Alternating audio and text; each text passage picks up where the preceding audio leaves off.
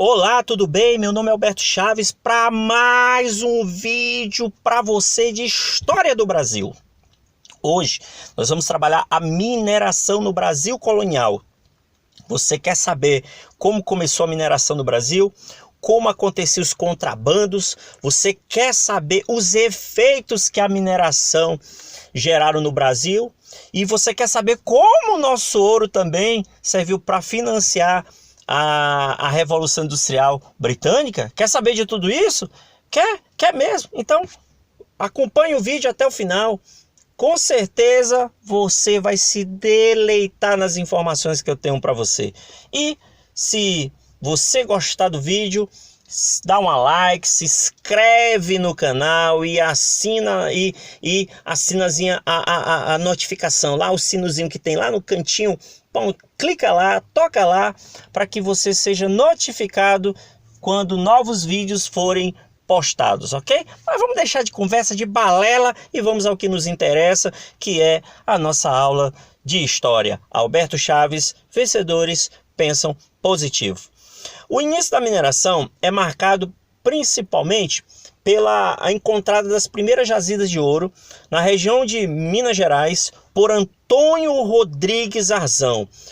Esse Antônio Rodrigues Arzão, assim como Pascoal Moreira Cabral em Mato Grosso em 1719 e Bartolomeu Bueno da Silva em Goiás em 1725, esses aqui eles são bandeiras de prospecção. O que era uma bandeira de prospecção?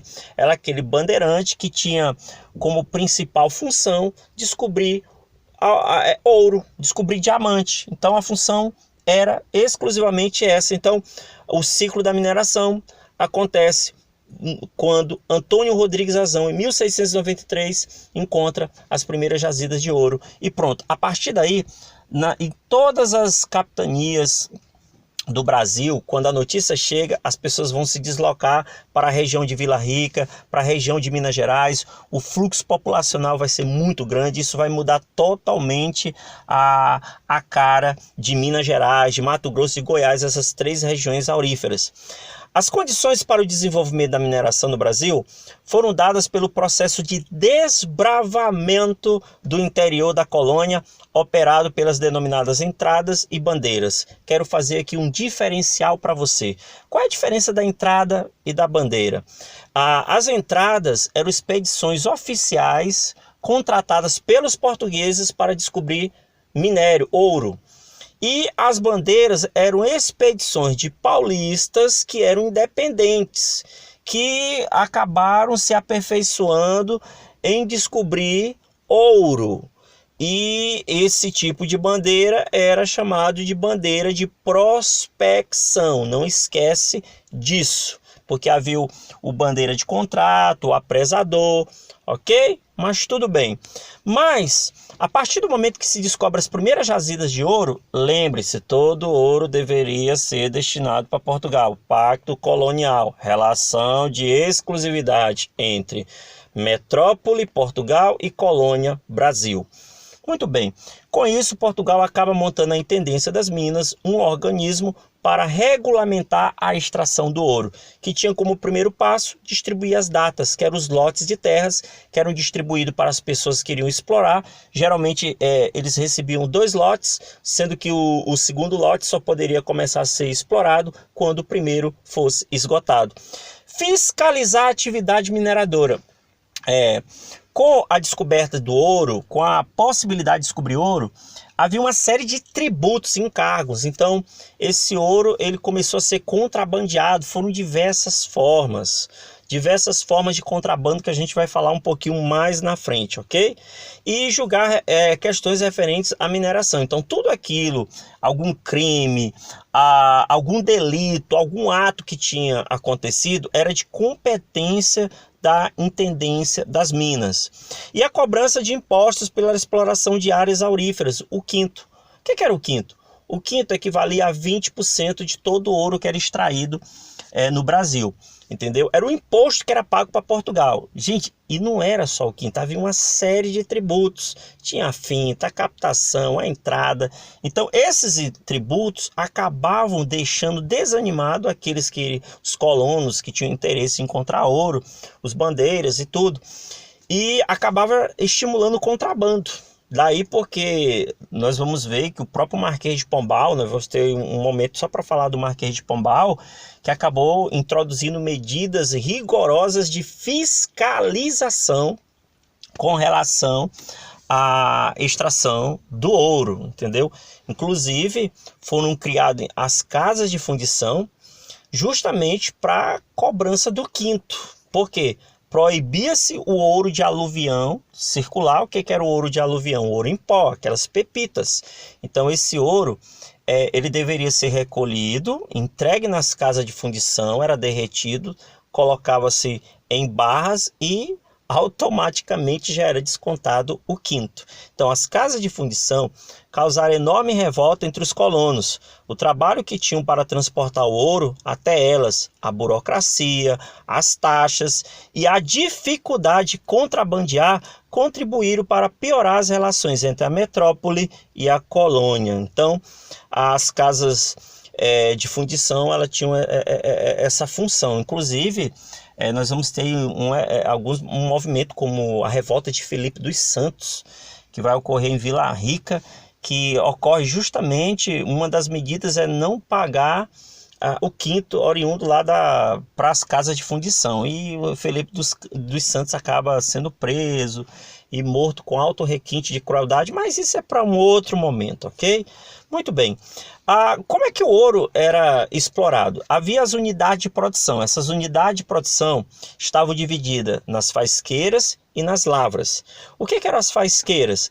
A faisqueira era a exploração rudimentar, feita por homens livres ou negros forros, que se utilizavam principalmente da bateia como instrumento de trabalho, que é esse símbolo que você está vendo aí, é uma espécie de peneira que era para extrair o ouro de aluvião. Então as faisqueiras, elas exigiam, na verdade, um pouco investimento, um número mínimo de escravos e, consequentemente, na maioria das vezes não era complicado qualquer pessoa, então, explorar o ouro, né? Isso com o sistema de faisqueira. Só que já as lavras já eram grandes unidades de produção.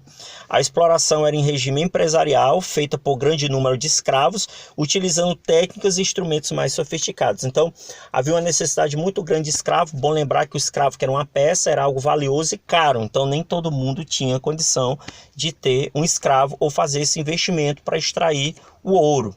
Muito bem.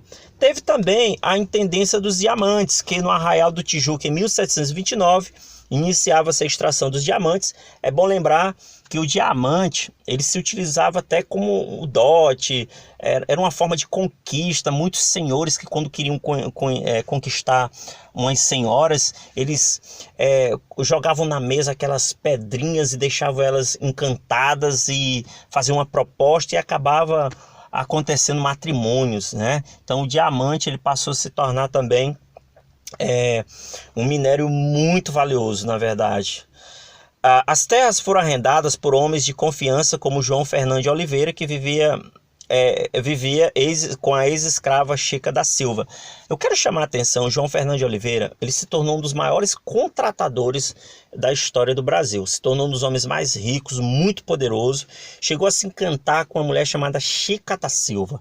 Chica da Silva, que chegou a ter vários filhos com João Fernando de Oliveira, chegou a ter propriedades, peruca, saia-balão, chegou a ter um navio, um lago no fundo de uma de suas propriedades, tudo por causa de João Fernando de Oliveira. Fala-se que a Chica da Silva é um símbolo que representaria ali uma tentativa de tocar na sociedade patriarcal brasileira, ok? Mas a gente vai ter um outro momento para falar só das mulheres que impactaram no Brasil, e nós vamos destacar aí a figura da Chica da Silva. Calcula-se que entre 1730 e 1830 foram extraídos aproximadamente 160 quilos de diamantes em Minas Gerais. Por isso que se utilizado até um instrumento chamado de derrama, que era coibir o contrabando, que se estabelecia uma cifra de 100 arrobas anuais, que quando esse valor não era alcançado, o regimento dos dragões iam lá, invadiam casa, a propriedade e pegavam objetos que pudessem se equiparar ao valor daquilo que tinha sido sonegado, ok? Mas vamos falar um pouquinho do contrabando aurífero. Na segunda metade do século XVIII, a produção de ouro caiu drasticamente. O governo português acreditava que a queda da captação devia-se principalmente ao contrabando. Aqui você está observando, ó, Santo Antônio, utilizado para o contrabando de ouro e diamantes durante o ciclo do ouro em Minas Gerais. As peças eram destinadas a outras capitanias e até mesmo a Portugal. Deste contrabando, utilizando Santos de pau oco, temos a expressão santinho de pau oco ou santinho do pau oco. O que era isso? Chegou-se inclusive a proibir a presença de autoridades religiosas, principalmente porque os padres eles se utilizavam dos seus trajes, das suas batinas para esconder ouro, para contrabandear, levavam os santos e ocavam, faziam um corte por baixo, tirava toda aquela essência interna da madeira e deixava ocado e depois enchia de pedrinhas preciosas e acabava com isso contrabandeando ouro ou diamante. E isso acabava incomodando muito os senhores da intendência das minas, não da intendência das minas, da intendência lá dos diamantes, o distrito diamantino. Então isso chegou a estabelecer até regras, não era mais, a igreja não era bem-vinda em algumas áreas, algumas pessoas não eram bem-vindas justamente por causa disso. Até galinha chegou a ser proibido em alguns casos porque eles pegavam várias pedrinhas e obrigavam a galinha a comer. Então, contrabandear. Até os negros mesmo faziam isso, eles comiam as pedrinhas para contrabandear. Então, grande parte desse ouro foi contrabandeado. Quero deixar aqui uma observação. Em 1703, é assinado um tratado chamado Tratado de Methuen, Tratado de Panos e Vinhos. O que é isso? Portugal, ele fornecia vinho para o Brasil, não é isso? Ou melhor, para a Inglaterra, perdão. E a Inglaterra, em contrapartida, tecidos. Chega um determinado momento que Portugal contrai uma dívida com a Inglaterra, porque está vendendo menos vinho e está comprando muito tecido. O que acontece? O ouro do Brasil que vai para Portugal acaba indo para a Inglaterra para pagamento dessa dívida, ou seja, o nosso ouro acabou contribuindo para financiar a Revolução Industrial Inglesa do século XVIII. Olha como isso é impactante. Muito bem, mas quais são as características da sociedade aurífera e da sociedade da mineração? Primeiro, é uma sociedade tipicamente patriarcal, concentrada na figura do senhor de engenho, concentrado na figura do homem. Uma sociedade aristocrática, porque é concentrada nas mãos do senhor de engenho, dos grandes fazendeiros. E que agora muitos senhores vão se tornar ricos por causa do ouro. Vamos ter também a sociedade da mineração, a sociedade da mobilidade social, porque vão aparecer as profissões liberais e também devo lembrar que muita gente que descobre ouro fica rico da noite para o dia. Só quero deixar uma observação. Muitos negros eles chegaram a comprar alforria, mas esses que compravam alforria e aqueles que ficavam ricos por ter encontrado ouro não eram bem aceitos na sociedade colonial. Por quê? Porque havia a ideia da linhagem, entendeu? O senhor de engenho, o aristocrata, ele nascia aristocrata, ele não comprava o título de aristocracia, isso era totalmente rejeitado. Ok? Uma sociedade também tipicamente escravista. Quero salientar aqui a diferença do escravo que está trabalhando no engenho para o escravo que está trabalhando aqui na mineração.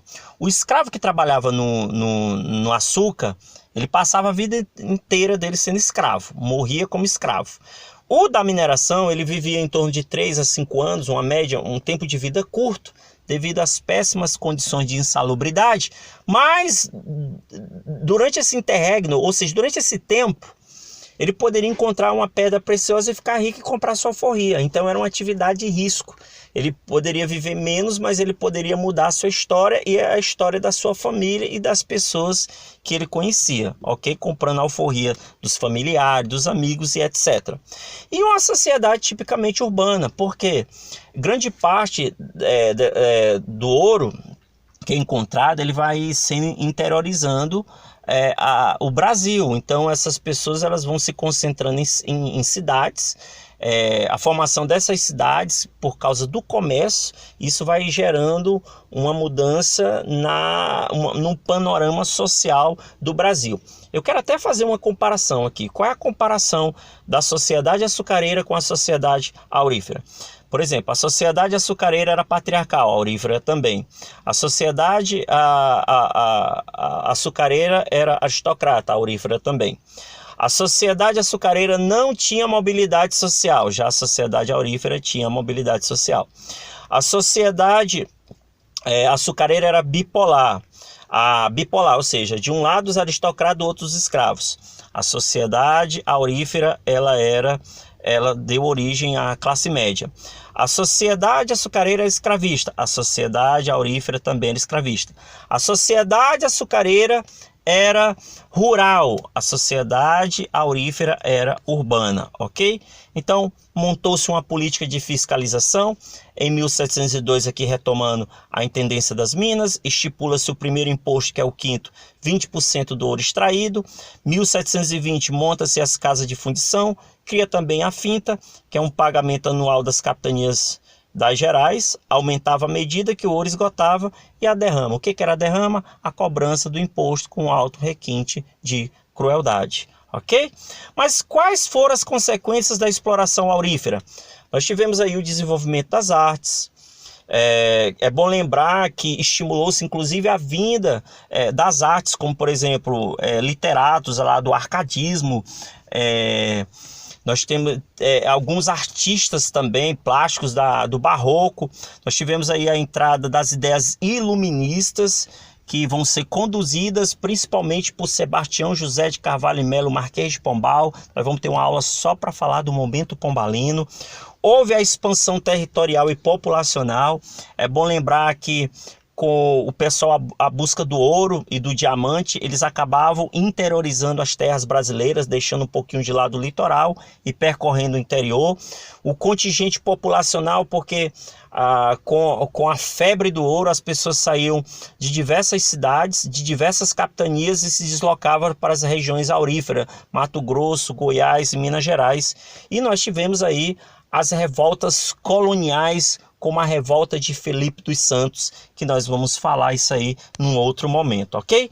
Resumo da nossa aula, nós chegamos a falar da Intendência das Minas e Diamantes, que foi justamente o organismo criado para administrar e gerenciar o processo de extração aurífero. Criou-se as casas de fundição para a cobrança do quinto dos 20%, proibindo a circulação do ouro de aluvião e incentivando a circulação do ouro em barra. Tivemos aí as unidades de produção, que eram as lavras e as faisqueiras. As lavras eram grandes unidades de produção que exigiam um grande investimento, um grande contingente de escravo e tecnologia para a extração desse ouro. E as faisqueiras, que eram pequenas unidades de produção que exigia pouco investimento, pouca mão de obra e principalmente a extração do ouro de aluvião. E vimos as características da sociedade aurífera, uma sociedade patriarcal, uma sociedade escravista, aristocrática, o aparecimento da classe média, uma sociedade com mobilidade social e tipicamente urbana. E vimos a questão do contrabando aurífero. Se utilizou inclusive de diversas formas de contrabandear, inclusive utilizando santinhos, daí a expressão santinho do pau oco, e as consequências da exploração aurífera, que está associado ao crescimento populacional, ao incentivo das artes, né? Ou seja, a vinda de intelectuais, de literatos e artistas plásticos. E eu quero também chamar a atenção. Nós tivemos aí durante esse procedimento também a transferência da capital do Brasil. A capital, que antes era Salvador, ela passa a ser Rio de Janeiro. Por que o Rio de Janeiro? Para ficar mais próximo das áreas auríferas, para aumentar a fiscalização com relação ao contrabando. Quem instituiu isso? Marquês de Pombal. Na aula do Marquês de Pombal nós vamos falar isso com mais propriedade, com mais detalhes, ok? Então, Deus abençoe a todos. Alberto Chaves, Vencedores, Penso Positivo. Se esse conteúdo fez sentido para ti, se esse conteúdo foi importante, te ajudou, se inscreve no canal, dá uma like e assina aí, ou melhor, e aperta o sininho de notificação para que você seja alertado para os próximos vídeos, ok? A epígrafe de hoje é: a vida é um eco. Se você não está gostando do que está recebendo, observe o que está emitindo. Até a próxima!